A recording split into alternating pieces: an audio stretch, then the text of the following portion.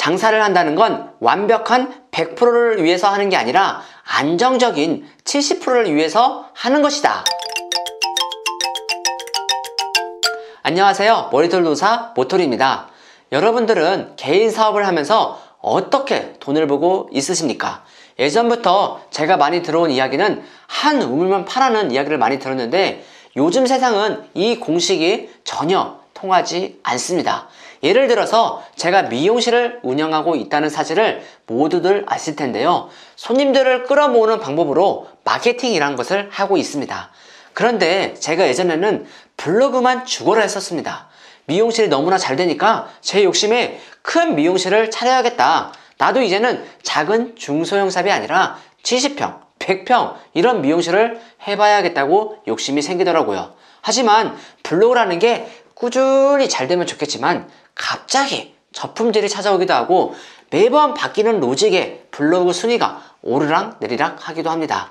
만약 제가 100평대 미용실을 차려놓고 블로그가 저품질이라도 걸렸더라면 저는 그야말로 폭망했겠죠.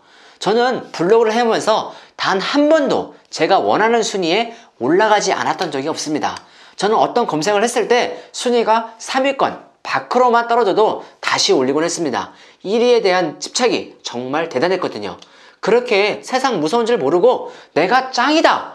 역시 블로그가 최고야! 이러면서 살았는데 그렇게 자신하던 블로그가 한순간에 저품질에 걸렸던 적도 있습니다. 이때 저희 매출은 반토막이 났었습니다. 그래서 선생님들 다 그만두게 하고 저 혼자 운영을 했던 적도 있었습니다. 그러던 중 블로그를 다시 살려내서 지금까지 꾸준하게 운영을 하고 있지만 지금 이 순간에도 로직이 바뀔 때마다 전체 글이 사라졌다가 다시 새롭게 올려서 다시 노출시키는 이런 상황을 반복하고 있습니다. 그때 저는 깨달았습니다. 블로그만 하다가는 언젠가는 망하겠구나 싶었습니다. 한 우물만 파야겠다는 저의 생각은 바뀌기 시작했습니다. 블로그 하나만 운영하는 게 아니라 3개, 5개 정도는 운영하는 게 좋고 블로그 하나만 하기보다는 유튜브와 SNS도 함께 운영하는 게 좋겠다고 생각했습니다. 만약 어느 한쪽이 잘못된다 하더라도 항상 70%가 유지할 수 있도록 말이죠. 장사를 한다는 건 완벽한 100%를 위해서 하는 게 아니라 안정적인 70%를 유지하기 위해서 하는 겁니다. 여러분이 지금 유튜브 하나에만 목숨 걸고 있다면 이마저도 어떤 더 좋은 플랫폼이 나올지 모릅니다. 항상 대비를 하시고 변화에 민감하게 반응을 해야만 다양한 채널을 통해서 마케팅을 하시는 것이 좋습니다. 그렇다면 미용실의 메뉴는 어떠할까요? 내가 복구펌 전문샵이라고 했을 때 처음엔 잘 될 수 있습니다. 하지만 나만 알고 있는 노하우가 어디 끝까지 갈 것 같나요? 아닙니다. 사실 저 복구매직 복구펌 1세대라고 할 수 있습니다. 2008년부터 했으니까 복구매직이란 말이 막 생겨났을 때 저도 그 현장에 있었던 사람입니다. 하지만 지금은 흔하디 흔한 게 복구매직 복구펌 아니던가요? 만약 제가 복구펌만 지금까지 고집을 쭉 해왔다면 지금쯤 저는 존재하지 않았을 겁니다. 왜냐고요? 손님은 분산되고 결국 저희 미용실을 찾는 분들도 줄어들 테니까요. 하지만 저는 붙임머리를 하게 되었고 증무술이란 것을 또 하게 되었고 이제는 파마도 일반 파마가 아니라 스타일 중심의 예쁜 여신머리를 하게 되었습니다. 이렇게 전문성 있는 메뉴가 하나, 둘, 셋 늘어나다 보니 오늘은 하루 종일 복구펌만 하다가도 내일은 또 증무술만 또 죽어라 하다가도 그 다음날은 붙임머리만 또 계속해서 하는 일이 벌어집니다. 더 쉽게 이야기하자면 오늘 하루 300만원 매출 올렸다고 해서 좋아할 게 아니라 하루하루 매출이 꾸준하게 안정적으로 100만원씩 올리는 게 훨씬 낫습니다. 그 다음날 한가하고 또 그 다음날 한가해서 평균 매출을 훅훅 떨어뜨리는 일은 없어야 할 것입니다. 다양한 메뉴를 하라고 해서 무턱대고 또 하면 고객님들은 실망하고 말 겁니다. 저는 항상 선생님들께 이런 이야기를 합니다. 손님들이 실험 대상이 아니다 라고 이야기를 하는데요. 내가 부족한 기술을 손님의 머리를 통해서 실력을 키워나간다. 이건 말도 안 되는 이야기입니다. 저희 미용실은 다양한 메뉴들이 있지만 만약 어느 하나를 못하면 절대 시키지 않습니다.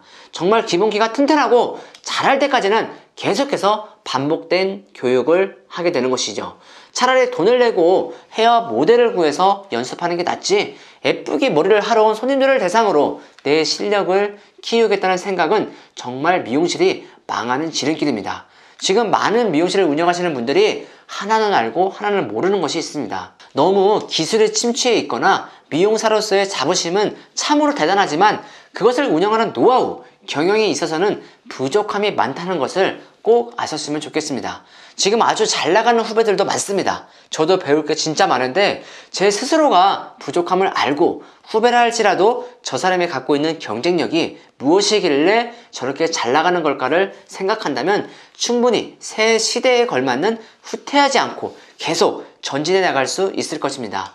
제가 예전에는 파마를 할 때 나는 데일리 헤어스타일을 추구해, 나는 진짜 드라이 하나도 안 하고 100% 핸드 드라이로만 건조해서 나는 리얼함 그 자체야 라고 자만했습니다. 인형 같은 머리는 모두 드라이야, 모두 고데기야 라고 생각했는데 제가 더 넓은 세상을 못 봤던 것이죠. 뒤늦게 안 사실이지만 제가 그토록 고데기야 라고 외쳤던 머리들을 파마로 만들어내는 분들이 정말 많이 있더라고요. 그때서야 저도 깨달았습니다.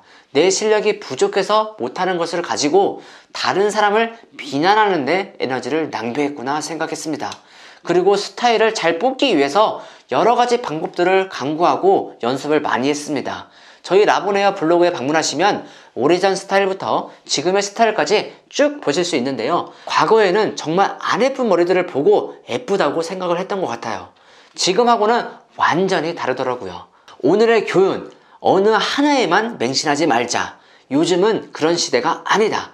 그리고 과거에는 이랬는데, 예전에는 이렇게만 해도 잘 되었는데, 이런 생각 자체를 하지 말자입니다. 저도 이제 나이가 30대 중후반이 되다 보니 지금까지 한참 잘 나가는 20대 분들이 너무 부럽습니다. 제가 미처 생각하지 못하는 것들을 이들은 이미 자연스럽게 하고 있었습니다. 이 세상의 모든 권력은 10년을 유지 못한다고 했습니다. 내가 변하지 않으면 지금의 상황 모두가 변하지 않습니다. 지금 자영업 하시는 모든 분들, 특히 미용실을 운영하시는 분들이라면 모두 화이팅입니다. 지금까지 머리도 노사 모토리였습니다. 감사합니다.